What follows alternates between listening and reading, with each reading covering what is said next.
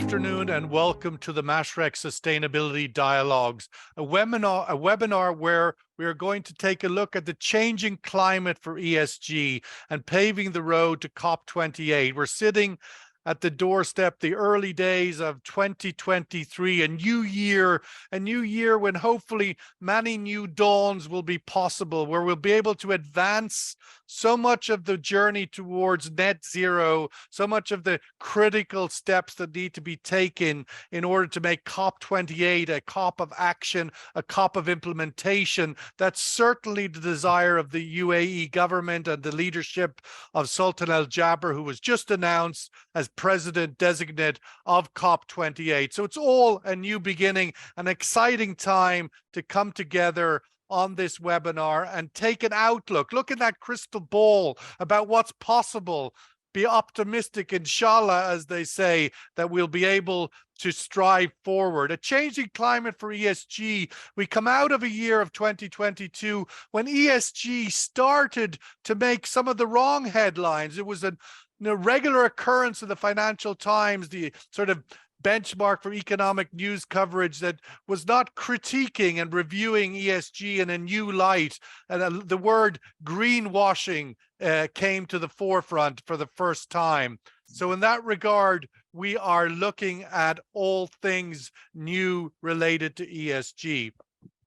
It gives me great pleasure to kick off our conversation today with our hosts, Husam Abdel, Senior Director, Origination and Sustainable Finance at the Investment Banking at Mashreq. Welcome, Husam. It's a pleasure to have you and to have you host us here today. If you would, give us your opening thoughts on the direction of this story. Thank you very much, Sean. Thank you very much, everybody, for taking the time to attend this very important discussion. Thank you very much for the esteemed panelists that agreed and joined us today. There's a good representation from the business community, social enterprises, consultancy. So I really appreciate your time. This is, like Sean mentioned, this is a very important time. The UAE, I would argue, some might say that this is a kickoff for planning and launching the events for COP28. But I'll argue that the UAE has been working on this now for a little over a year, at least here at Mashreq. Also, we've been pivoting for this now for a while. That required great participation in COP27, where a lot of good initiatives were put on the table.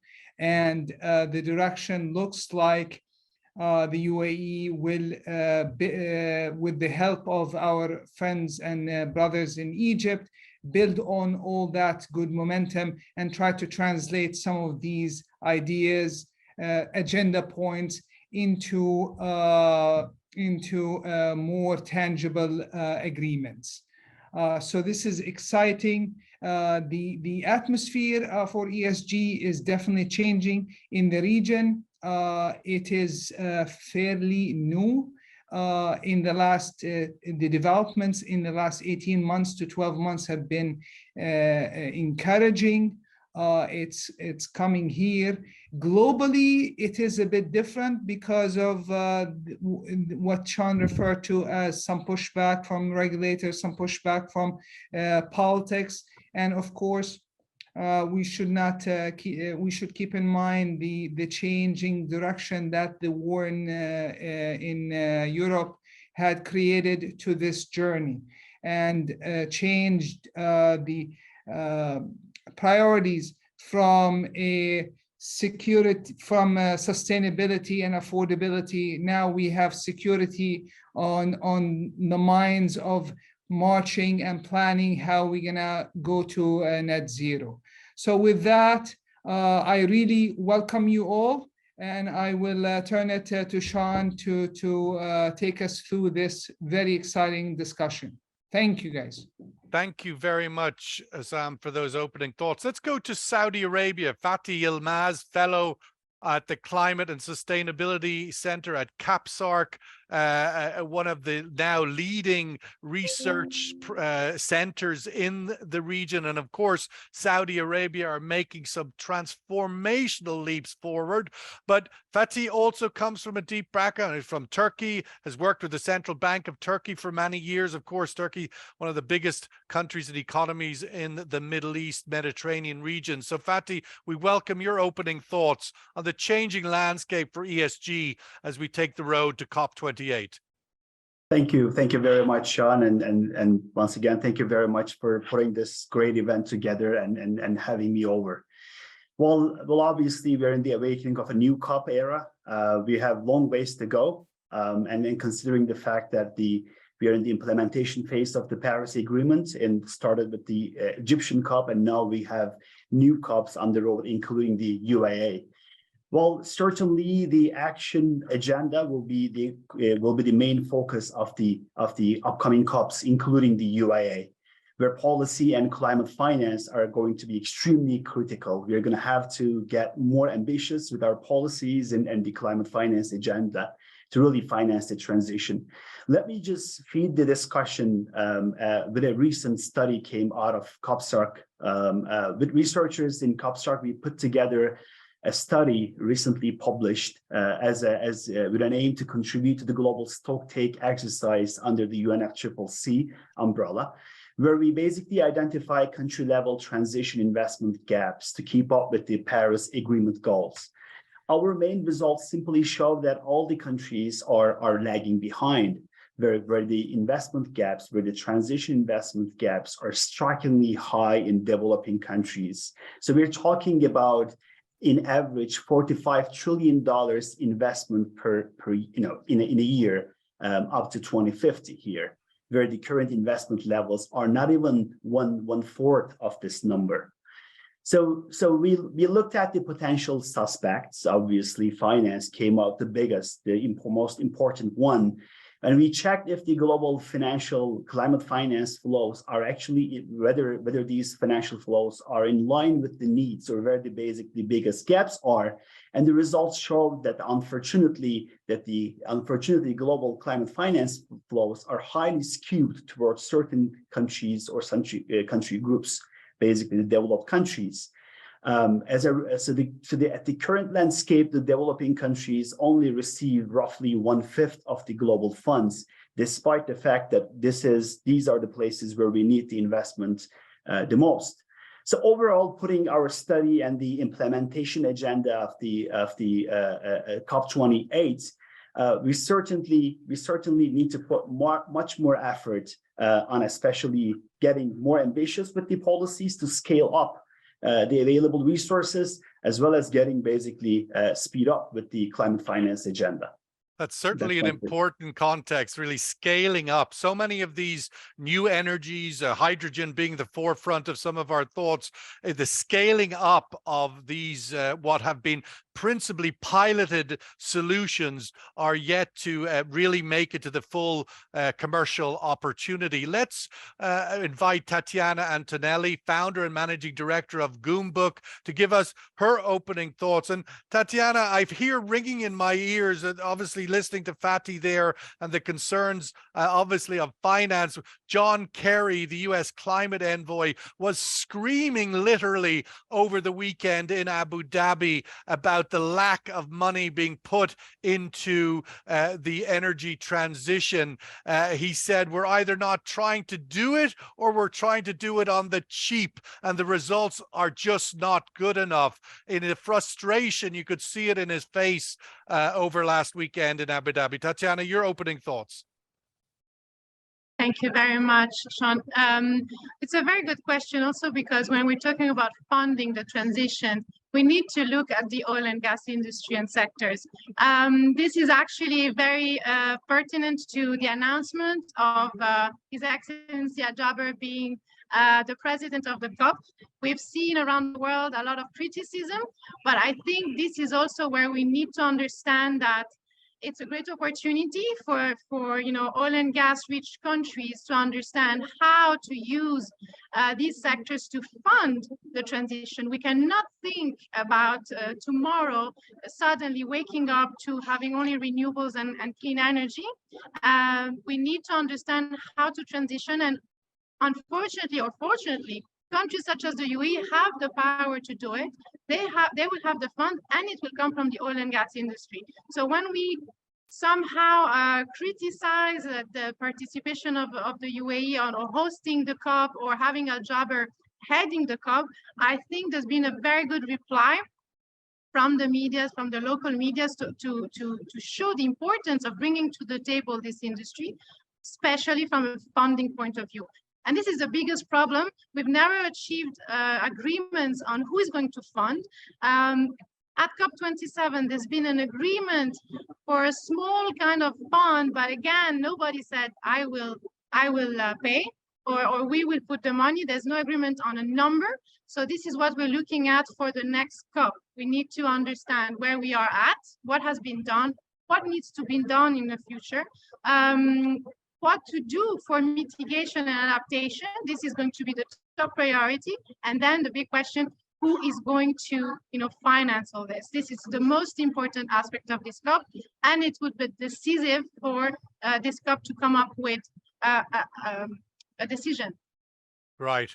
I mean, show me the money, as the phrase goes, is really, and I suppose this obviously is a webinar that is, of course, being hosted by a bank, Mashreq Sustainability Dialogues. It's all about the money, really, as to getting that transition, getting that new energy in place, the amount of renewable energy that needs to be deployed for power generation, for the electrification of the overall economy is so important.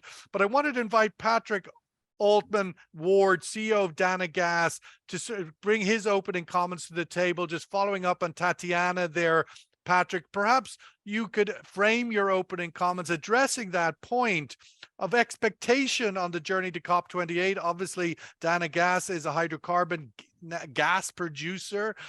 We have COP28 being hosted by a country that is a hydrocarbon producer. What's the opportunity in that? Obviously, UAE is a massive producer of solar energy, nuclear energy, all of the above. Your thoughts on this agenda? Thank you, Sean, and thank you for the invitation to join this distinguished panel. So I think my first observation is that the much maligned fossil fuel industry still provides 80% of the world's global energy needs. And that energy system has been built over the course of 300 years since the first industrial revolution. We are going to attempt to try and re-engineer that energy system in 30 years. So that's just to give you a sense of the scale of the challenge that we face. Now, we need as much renewables as we can possibly have. There's no denying about that. In fact, we're all concerned that there isn't enough investment going into renewable energies.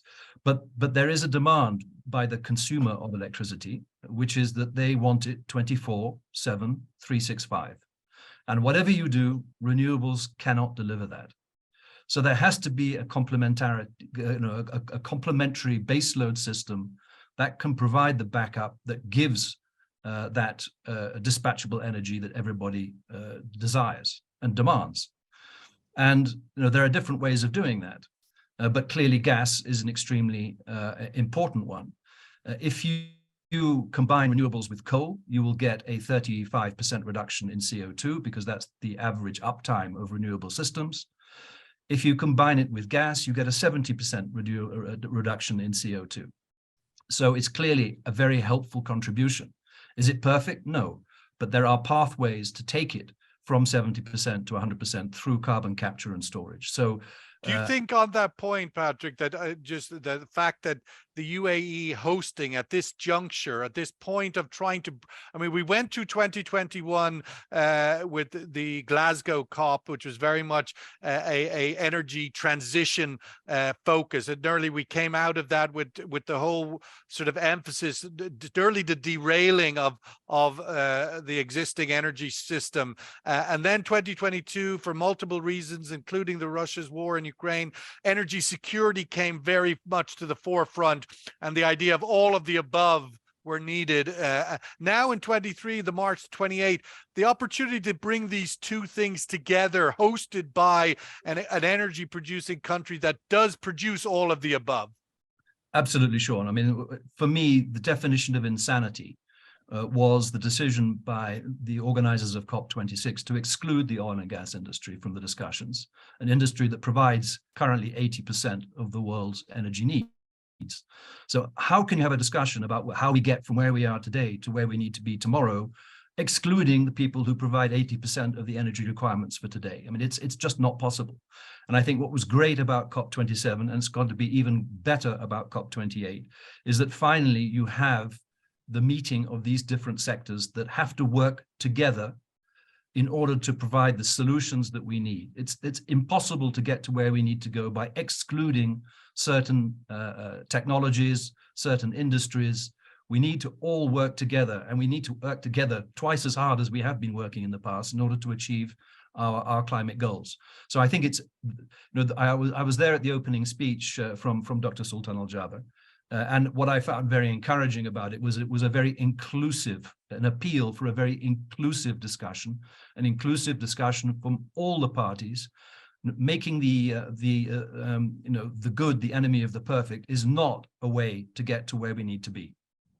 Let's welcome Alvaro Hernandez Gedovius, Principal at Strategy and Middle East.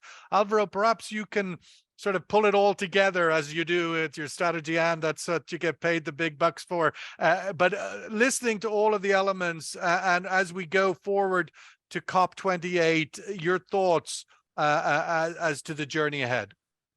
Thank you, Sean. And sure. So what I think it's there has been definitely a global economic thinking shift in terms of this is not anymore an option, right? So now everybody realizes, from the CEO to the boards of every major global company in the world, that this is a universal challenge. And also people are starting to realize that this is a universal opportunity.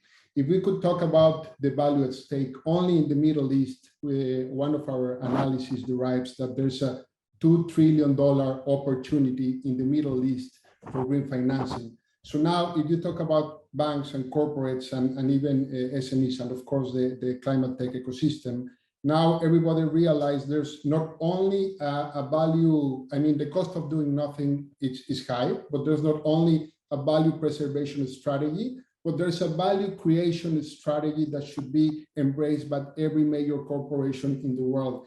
If we talk about 6 key sectors in the GCC, non-oil, such as agriculture, construction, transport, water, and so on, we could find opportunities all across these value chains. For example, the green hydrogen market size is expected to be 300 billion by 2050. So in a nutshell, every major corporation needs to get serious about their commitments, and they not only need to give pledges, but also now what we need for COP28 is specific investment roadmaps on how to tackle these investments, where are the funds coming from, and how will we bridge the gap in this funding. Well, on Husam, taking up that point, COP27 ended with the announcement of the somewhat historic loss and damage fund that the emerging developing economies have been asking for some time. There wasn't much meat on the bones of that other than the big headline and lots of cheers. We achieved something. But moving forward, taking the momentum of that, obviously Mashreq was heavily present and engaged at COP27. What are some of the tangible progress that can be made in the coming months, do you think, so that COP28 can be an action and implementation COP when it comes to financing, and particularly in things like the loss and damage fund? Sure. The loss and damage fund is not something that the bank is looking at right now. However, it is a part of the puzzle. When there's a discussion about is there funding for the transition, I want to give people a little comfort. From the private sector, from the banks, there is a lot of liquidity available to fund that. What we're missing is bankable projects. And those bankable projects will come from, number one, technology. The banks are available to scale up tested technology, less so untested ventures. And number two, political will. Politics can play a big role into this. The whole climate change issue is a 2% global GDP investment, you're not throwing money, investment every year. During COVID, politicians were able to divert 20% in 1 year. So if the political priorities is put right, there could be money, and the private sector will be more than happy to finance bankable structures. I think Husam, Mashreq is looking to double to 30 billion a year, the funding available into new energy projects, renewable energy projects. We have facilitated in the last 24 months almost $15 billion worth of sustainable funding. Right. Looking to double that by 2030. Okay, Fatih, so the money is there, technically speaking. I mean, bankable projects, of course, is a very big definition ultimately. And the deeper you go into the emerging universe, the more unbankable things become, just for all sorts of reasons beyond the control even of the project itself. How do we deal with that? What has your research shown at KAPSARC to ensure, to help with the bankability of projects? That's what they're screaming at the likes of John Kerry. Help us make these projects bankable. Sure. Well, to answer this question, let me just summarize the current climate finance landscape in a few words. I use the words uncertain, highly uncertain, mostly insufficient, and unequally distributed. The current global climate finance landscape. So simply, there are many issues to tackle with in order to, get this working and speaking to the transition needs. Take the example of the current global ESG frameworks or being practiced. Almost every country or country group, like the EU, has their own sort of guidelines and frameworks, and sort of pushing their way of this story. Not really putting together this, common perspectives and working together. So basically, such a diverted approach creates a lot of uncertainties that result in issues like greenwashing, where we don't work together to actually create bankable projects across different country contexts. Similarly, most of the current ESG frameworks don't seem to be technology agnostic, where they should be, in order to keep all the solutions on the table. Where we do understand the importance of renewable energy and electrification, as my colleague has already stated, that we simply cannot electrify everything, and we need interim technologies such as the carbon capture and storage. But if one of our recent studies looked at the, for instance, ESG consideration of the CCUS technologies by the mainstream ESG frameworks. The end result was very interesting. They're neither fully included nor actually precisely excluded. It is somewhat like a like and hate type of thin rope. There is. So these technologies are extremely important for decarbonization of particularly the hard-to-abate sectors, including steel, cement, as well as the oil and gas sectors that are not only there to the countries in the region, but also many other developing countries. Take the example of the so-called the Kuznets curve, which simply says that the developing countries, their economic structures are more carbon intensive. But if you look at the current ESG funds, or the financiers, they are reluctant to finance such projects, where we ended up seeing CCS projects, for instance, at the current state, mostly clustered in developed countries, or mainly basically funded by either the public money or the equity of the firms. So basically, developing countries don't seem to have really access to the technology.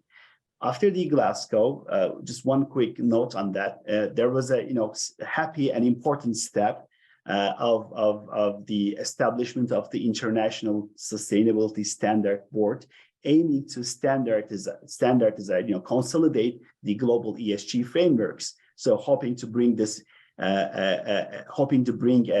globally practicable solution.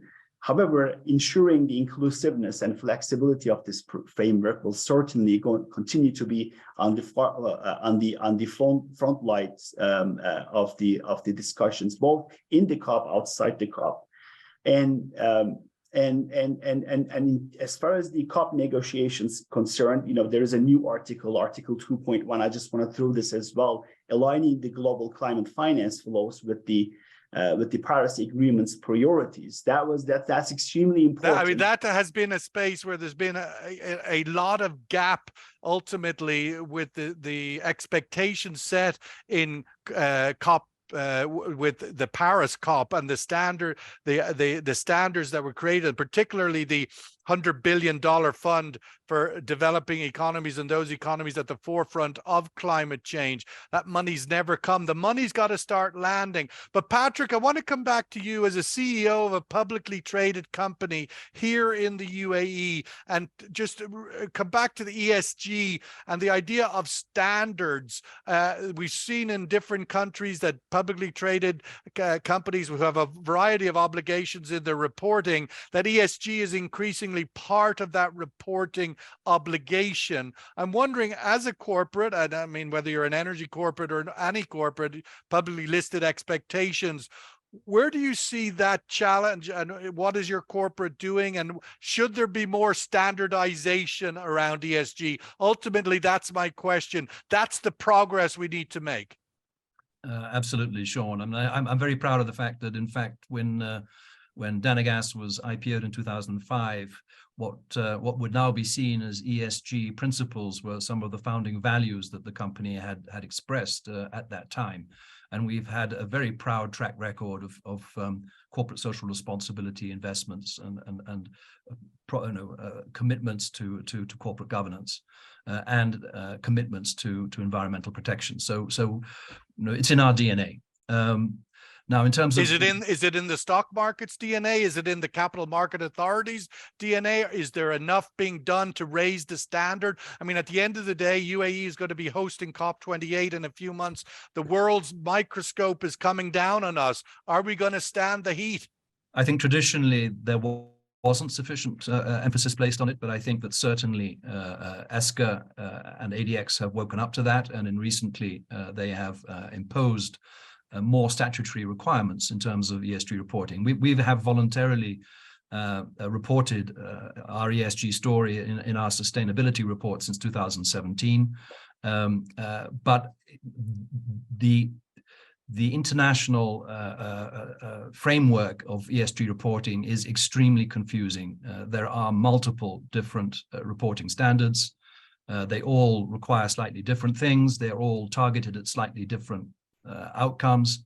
I think one of the things that was extremely positive to come out of COP27 was the agreement of the International Standards Organization to have a go at pulling together all of these standards and coming up with a single standard that would help companies report. The problem in having different standards is that you can't then compare between one person's reporting and another person's reporting.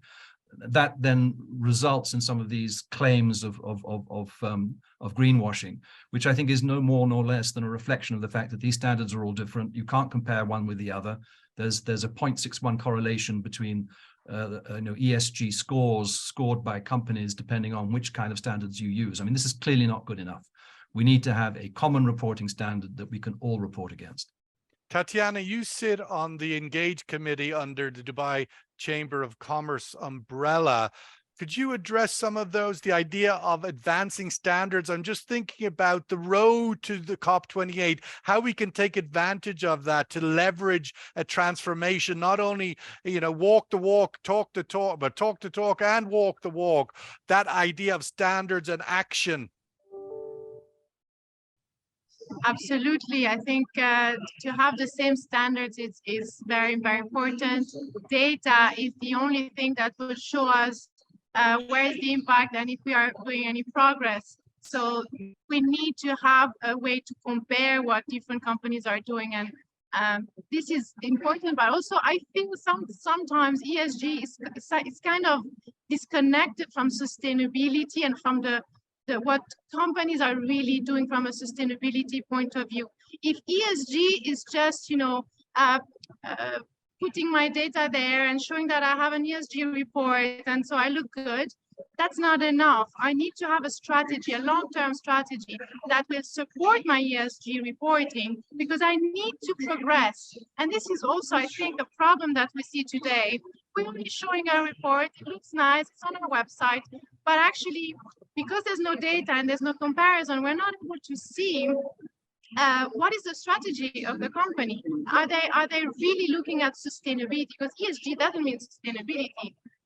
It's two different things. Well, it's also so critical for the bottom line, isn't it? The idea that you might just get away with some sort of window dressing on your website will not change the fundamentals for your bottom line. At the end of the day, ESG is a strategy to ensure profitability and sustainability of a business. Alvaro, I wanted to get your thoughts on you've been involved throughout your career, both with the digital transformation of financial institutions, as well as guiding them through this sustainability transformation. I wanted to get your thoughts on the form of finance.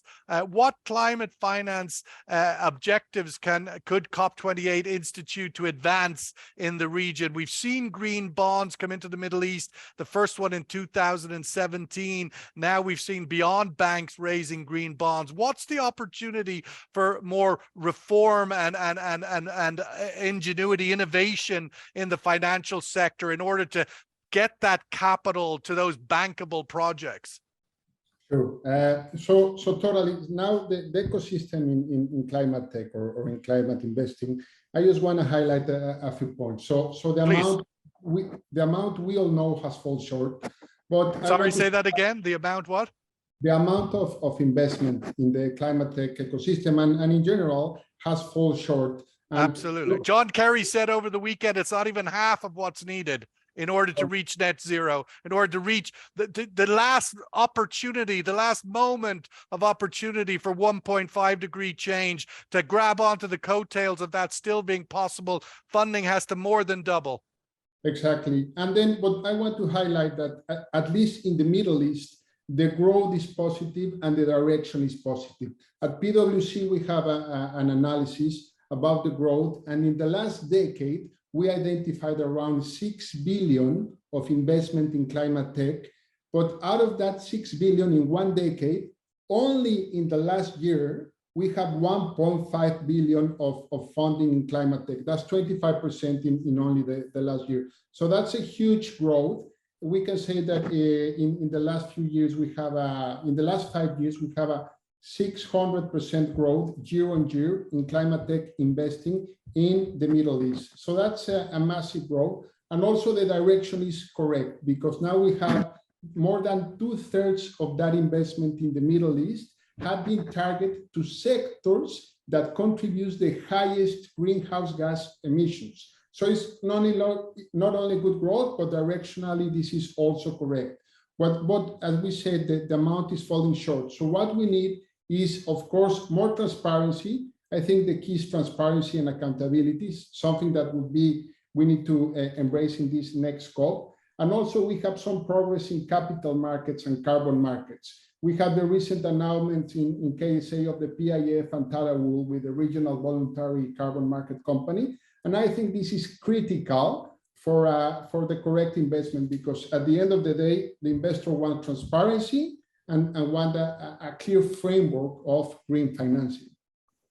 Husam, just looking at the sort of the diversification of the available capital or the sources of capital, unfortunately, the region generally has underdeveloped capital markets. What opportunity does this pathway to, I mean, COP28 is only a few months away, but nonetheless, we saw last year ADNOC, for example, privatize or bring a number of its subsidiaries to the public markets. What's the opportunity there for bringing more private investment into the available opportunity for sustainable finance? Not just bringing private money into those investments, but also bringing the new stakeholder here, the investor that come with questions about ESG, sustainability, and long-term plans. To touch base just a little bit on the innovation of the finance market that is providing to the market, besides the green financing that is very specific to those projects that we're talking about, sustainability and ESG linked is something that is coming to the market with very good volumes. We are seeing companies that you will not expect, like the Albas of the world, like the Noga Holding of the world, the Etihad Airways, tap into these instruments that engage with their lenders and their investors with their sustainability plans, commit themselves to relevant KPIs and ambitious targets. This is all encouraging. This has been developing in the last 4 or 5 years in Europe at a very fast pace, but that's coming to the region in a big way.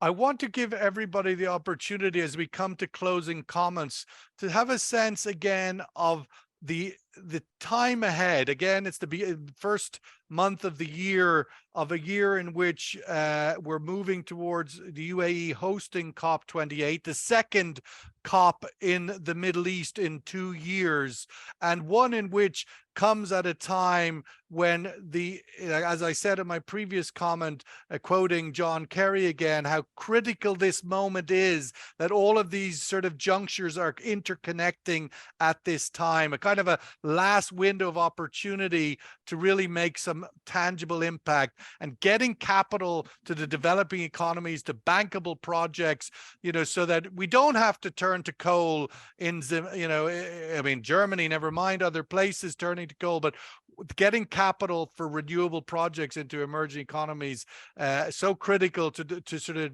move them away from the dependency on more carbon heavy industries. But I want to give everybody's thoughts on what you'd like to see tangibly, what could happen, what advice you think the opportunity presents over the first half of the year before the second half gets deep into sort of the step to COP28. But this coming months, the momentum of coming out of COP27, what opportunities do we have to really make a difference, to ensure that COP28 is a great success? So Fatih, I'll kick off with you and I'll come back and end with our host, Husam. Sure. Well, it is great to see that there's obviously a growing awareness on the climate agenda globally. These days, in almost every academic, business, or policy-oriented meetings, there's always a discussion about the climate change and the climate change agenda, which all this global effort will definitely feed into the COP28 negotiations. I just want to point out a few more notes here under the especially UNFCCC umbrella. Global stocktake exercise, which started with the Glasgow and will be completed in UAE COP28, is extremely important, where basically both party and non-party observing institutions like us, KAPSARC, can contribute to the assessment of the global agenda towards achieving Paris Agreement. So that's extremely important. Fatih, KAPSARC was a critical component in drafting the carbon circular economy strategy, which now underpins pretty much the whole transformation in the kingdom.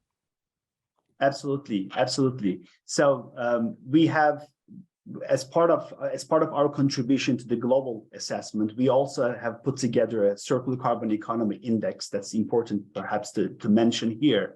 where we speak to the 64 biggest economies in the world, and trying to provide insights on the circular carbon economy progress and potential of these countries. And definitely we try to feed the discussion in every platform that possible, so we can contribute to the COP28 as well.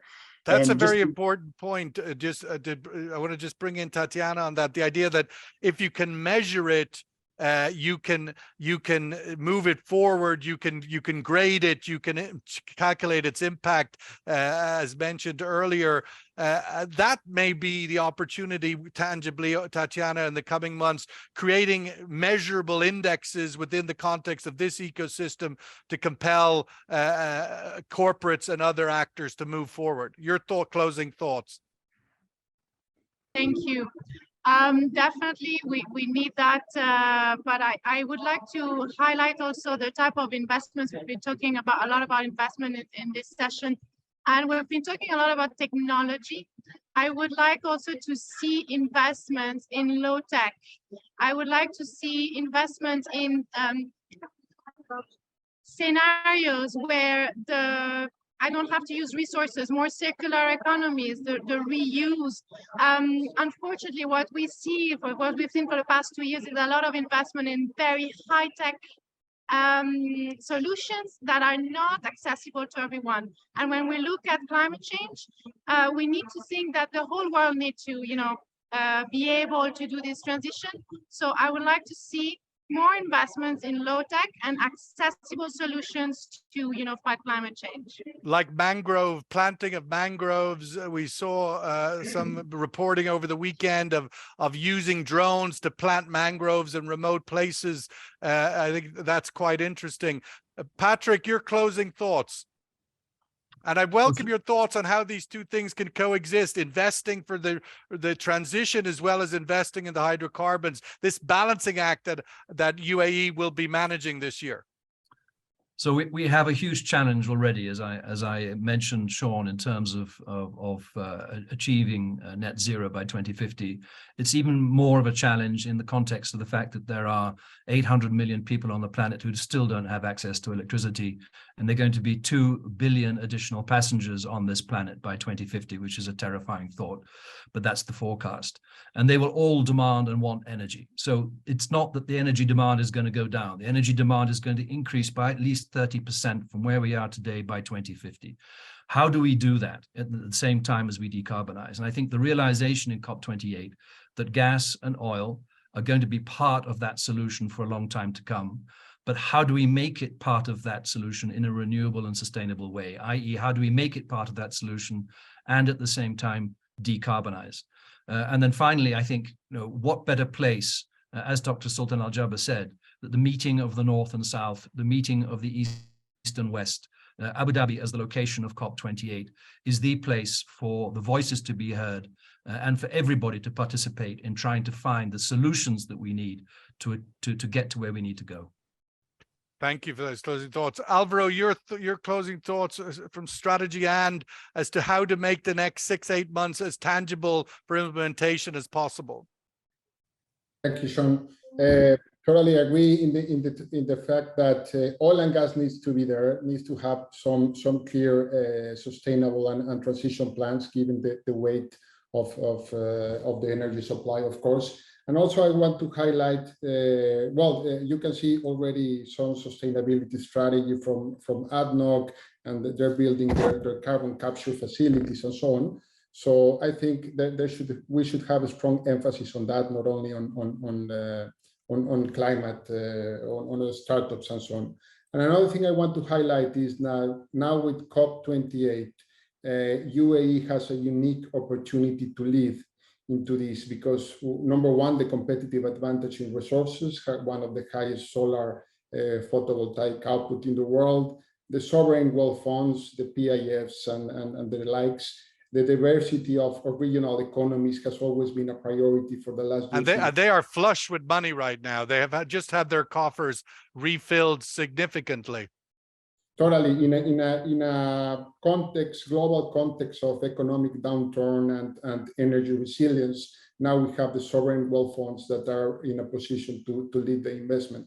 So that and also the fact that we have capital markets that are well enough mature but could be strengthened. And all these conditions and the fact that the COP28 is here positions the UAE and the region in a unique leading position to lead this and try to convey these agreements. Well, let's give the closing comments, the last word to our hosts, Husam Abdel, Senior Director, Origination and Sustainable Finance Investment Banking at Mashreq. Husam, please. Thank you very much. Just to answer your question briefly, please. Some of the things that we'd like to see developments on, and stated before, standards. The work of ISSB is going to be important. UAE has a unique role here in becoming a model, and they're doing a lot. I know that carbon registry resolution is on the cards. It's a right first step, and the amount of investments that the UAE has done and planning to do in the short term is also will create an example of how a responsible partner in this global challenge, the UAE will demonstrate leadership on that front. That is what I'm expecting to see over the next 12 months. And there is a lot of groundwork that has been done to support that. So I'm looking forward to that. For this, I want to thank you very much. It's too short. It's a big discussion. There's a lot of topics here, and there's a lot of other subtopics that we could explore. But I really want to thank you all for taking the time for attending, and for the esteemed hosts for taking the time to provide all their thoughts and ideas. That's been very, very helpful. Thank you. And Sean, for you and the GI team, we really appreciate this very insightful discussion. Well, I would like to thank everybody. We about our 50 audience who joined us on this webinar today, the Mashreq Sustainability Dialogues, for a very, very useful discussion on a changing climate for ESG, paving the road to COP28. Of course, this is one small part of a wider narrative. With Mashreq, you will see a lot of very useful intelligence and knowledge posted regularly as part of this project, the idea of the sustainability dialogues and finance, climate finance, and the challenge and opportunity of that is something that we're heavily engaged with, advancing that conversation every week. But I'd like to take the opportunity to thank all of our speakers, Tatiana, Antonelli, of course, for joining us from Abu Dhabi at the Abu Dhabi Sustainability Week, Fatih Yilmaz joining us from Saudi, Patrick Allman-Ward, of course, joining us from Sharjah, as well as Alvaro Gedovius joining us from Strategy. And thank you all very much for spending some time with us today. Have a great day and a great journey to COP28.